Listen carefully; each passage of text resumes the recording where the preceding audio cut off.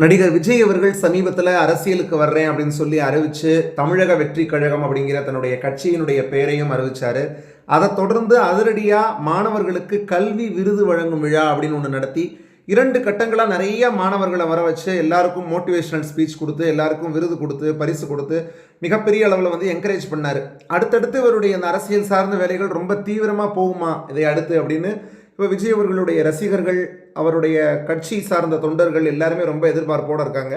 இப்போ விஜய் அவர்கள் எடுத்திருக்கக்கூடிய ஒரு அதிரடியான முடிவு குறித்த ஒரு தகவல் வெளியாகி சோசியல் மீடியாவில் வைரலாக பரவிட்டு இருக்கு. என்னென்னா, பிரம்மாண்டமான மாநாடு ஒன்று நடத்த போகிறார் தன்னுடைய கட்சிக்காக. 5 மாநாடுகளாக அதை வந்து நடத்துவார். அதுமாதிரி 10 பொதுக்கூட்டங்கள் நடத்த போகிறாரு அப்படிங்கிற மாதிரி செய்தி வெளியாகிருக்கு. அதில் இந்த மாநாடு எப்படி நடத்துவார் அப்படின்னா, ஒரு மாநில மாநாடு ஒன்று நடத்துவார். அதை தொடர்ந்து 4 மண்டல மாநாடுகளாக நடத்துவார். அதாவது தமிழ்நாட்டில் தெற்கு மண்டலம், மேற்கு மண்டலம், மத்திய மண்டலம், வடக்கு மண்டலம், இப்படி 4 மண்டலங்களாக பிரித்து ஒவ்வொரு மண்டலத்துக்கும் வந்து மாநாடு தனித்தனியாக நடத்துவார். அதுமாதிரி 100 சட்டமன்ற தொகுதிகளை இணைக்கக்கூடிய வகையில் நடைபயணம் வந்து ஒன்று மேற்கொள்வார் அப்படிங்கிற ஒரு தகவலும் வந்து வெளியாகிருக்கு.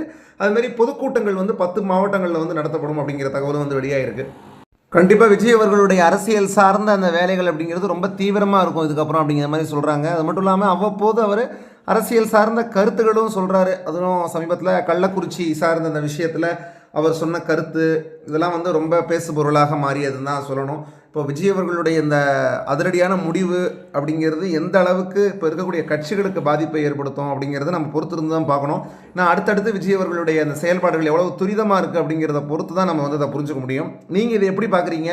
இப்போது விஜய் அவர்கள் வந்து இப்போ சினிமாவில் வந்து பீக்கில் இருக்கக்கூடிய ஒரு காலகட்டம், இந்த நேரத்திலேயே அதை விட்டுட்டு அரசியலுக்கு போகிறாரு அப்படிங்கிறத சில பேர் பெரிய விஷயமாக தான் சொல்கிறாங்க. ஆனால் அதே நேரத்தில் இன்னும் சில பேர் வந்து கண்டிப்பாக விஜய் அவர்கள் இப்போ அரசியலுக்கு வந்தாலும் அந்த அளவுக்கு ஒரு பெரிய ஒரு வெற்றி வாய்ப்பு இருக்காது. நான் இப்போ இருக்கிற நிலைமையில் அந்த அளவுக்கு யாரும் வந்து மக்கள் வந்து சினிமா அப்படிங்கிறதுக்காகவே ஒருத்தர் நடிகர் பின்னாடி போய் அவருக்கு ஓட்டு போடுறதுக்கான வாய்ப்பு வந்து அதெல்லாம் மலையேறி போயிடுச்சு அந்த காலம்லாம். இப்போ அதெல்லாம் இருக்காதுங்கிற மாதிரியும் ஒரு தரப்பினர் சொல்கிறாங்க. நீங்கள் என்ன நினைக்கிறீங்க? இன்றைக்கு இருக்கிற சூழலில் விஜய் அவர்களுடைய அரசியல் ஜெயிக்கும்னு நினைக்கிறீங்களா?